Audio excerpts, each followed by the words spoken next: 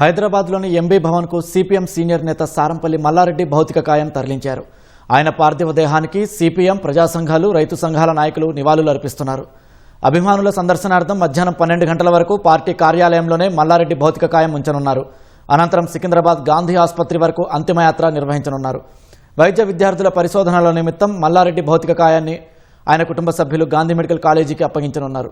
అంతిమయాత్రలో party, ప్రజా సంఘాల శ్రేణులు పెద్ద ఎత్తున పాల్గొనాలని సిపిఎం రాష్ట్ర కార్యదర్శి జాన్ వెస్లీ పిలుపునిచ్చారు.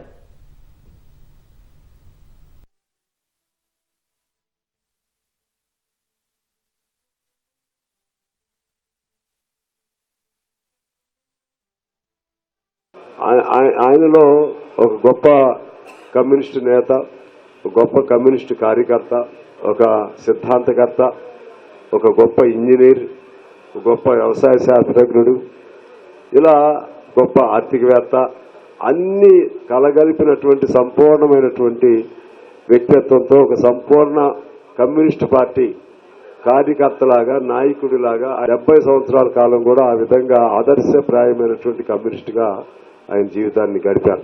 కమ్యూనిస్టులకే కాదు, మొత్తం మన రాష్ట్రానికి, తెలుగు ప్రజలు మొత్తానికి కూడా, ముఖ్యంగా రైతాంగానికి కూడా ఆయన మరణం తీవ్రమైన నష్టంగా నేను భావిస్తూ, మేమందరం సమిష్టిగా వారికి శ్రద్ధాంజలి ఘటిస్తూ అందరికీ హృదయపూర్వక నమస్కారం.